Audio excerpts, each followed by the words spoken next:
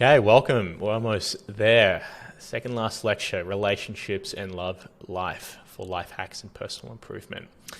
Now, I have not seen any courses, articles, posts, anything of any kind related to utilizing ChatGPT for relationships and love life advice, dating advice, relationship success, and personalized advice when it comes to relationships. I'm quite excited about the possibilities within the space and using a tool like this to help personalize that advice for people, because it is like having a love doctor or love coach in your pocket, and you can write your entire situation that you're going through. You could even paste text messages or emails. I know you want to be wary with what you're sharing with ChatGPT, so it's up to you how much information you want to share with it. But you could give a high-level overview of the situation you're going through and talk through the specific challenges related to that situation and get some contextual advice from ChatGPT on the next steps to take and how to best handle it, as if you were speaking to a relationship coach or a marriage counselor. Just remember, this is aggregating all of the books and the blog posts and the content on the internet related to this topic and giving you the best possible coaching related to the situation that you're in. Again, with my caveats related to finances and other more risky topics where the advice needs to be taken with the word of warning. This one is no different. If you're asking it to make decisions for you, just understand the impact of those decisions and don't say to your spouse, ChatGPT told me to do this or told me to say this. It's kind of like the same thing of getting advice from a friend and saying, my friend told me to do this, and blaming your friend. You need to take accountability for however you're going to communicate what you need to communicate, and use this as, again, guidance as to how to best structure that communication and the steps you can take to start that conversation. So we've got some ideas here related to dating, planning creative dates, making a good impression, all fun things that a robot can help you with. But again, this is a robot that's read every book on loving relationships and how to have a successful marriage and partnership and whatnot. So it is interesting to see what it comes up with.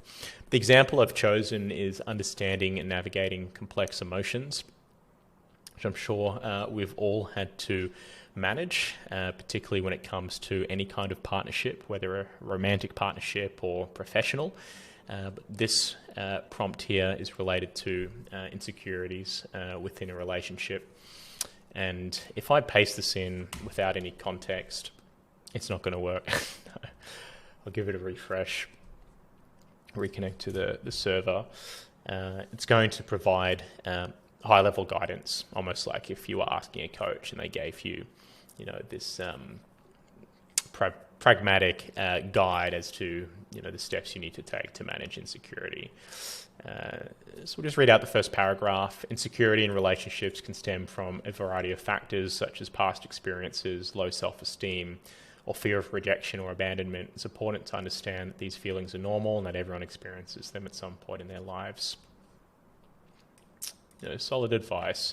Let's contextualize it to a hypothetical situation.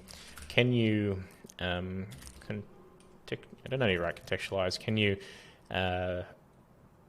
make this advice specific to my situation,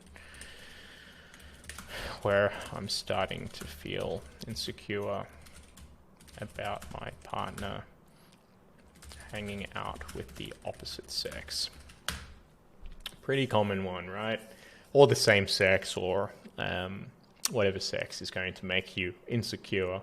But a common one for many relationships is the partner hanging out with the opposite sex. So these are some specific and personalized examples to your situation. Communicate your feelings to your partner. Express to them how you feel when they spend time with members of the opposite sex. Make sure to express that it is not about trust, but about your own insecurity. Set boundaries. Communicate what makes you feel comfortable and what does not. For example, if you're not comfortable with them going out alone with members of the opposite sex, let them know. Again, you can see the areas in which taking on this advice could be risky at a high level, because you're not understanding maybe the science or the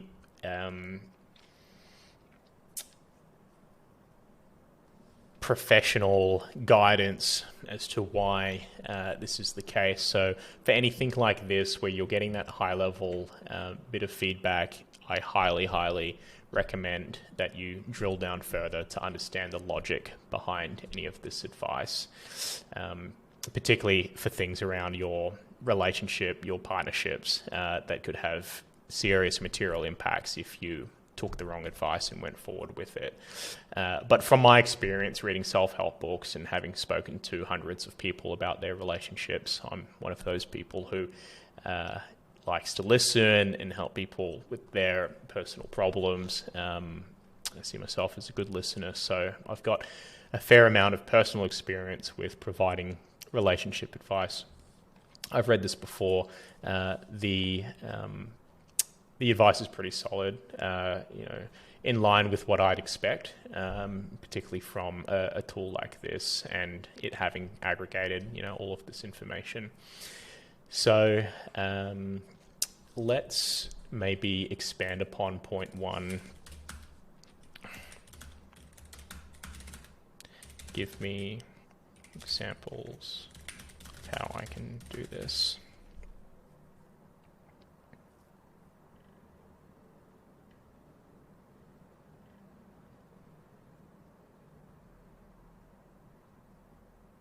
So it's reiterated point 1, and then saying, when communicating your feelings to your partner, it's important to be as clear and specific as possible. Here are a few examples of how you can express your concerns. I feel really insecure when hanging out with people from the when you hang out with people from the opposite sex. It makes me feel like you don't want to be with me. I know it's not fair, but I can't help feeling jealous when you spend time with other women, men. Can you understand that? If this isn't your style or how you like to communicate, you can use those tone of voice suggestions to then maybe add a little bit of sincerity or humor, if that's more your approach, or some more detail. But take this as a form of guiding light to steer you in the right direction. Then you can use this as a piece of educational advice to then take on and implement it in your own life. All right, how else can we expand upon this?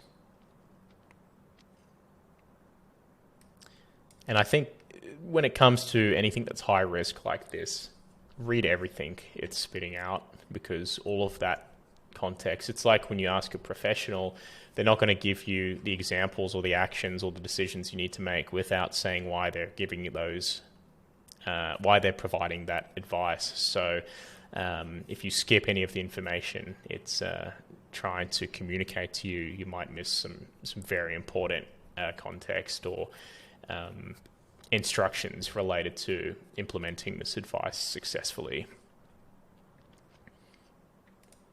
Let's just read out the last one. Additionally, it is important to have this conversation when you are calm and not in the middle of an argument, as it will make it easier for you to express yourself clearly and effectively. Yeah, I couldn't agree more.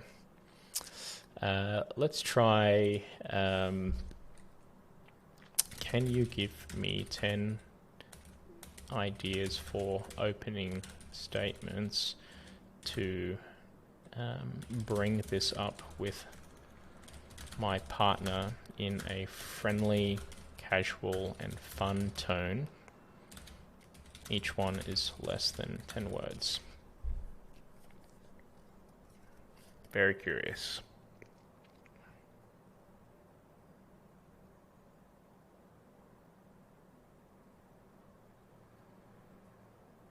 These are great suggestions. Some might not be it for everyone, but at least it steps you onto the path of addressing this and gives you confidence that there's options for you to take to move forward and try and come to a resolution for anything that you're struggling or dealing with. Great. I hope this was interesting. I know this is a touchy one, and for people who are apprehensive about taking advice on such personal things in their life from a tool like a ChatGPT, just know that you can read it with a grain of salt and verify any of that advice with friends, family, Google, books that you read. But I still think if people are using this for their work, to write essays, to code, to perform very complex and specific and highly intellectual tasks, it can also apply that same logic to other areas which aren't related to work in the same approach you would take by first verifying the information, ensuring that it's referencing relevant sources and case studies and examples that professionals have mentioned in blog posts or whatever it is. But it's a great starting point if you don't feel comfortable sharing these things with friends, family, or you don't have the money to afford a therapist. It can be a great first step to move in the right direction. And after having used this for similar topics, I can say wholeheartedly that the advice is impressively close to a lot of the readings and personal suggestions that I've had that have worked for me in my relationship. And I recommend giving it a go and seeing how it navigates your own unique situations within your personal and professional relationships.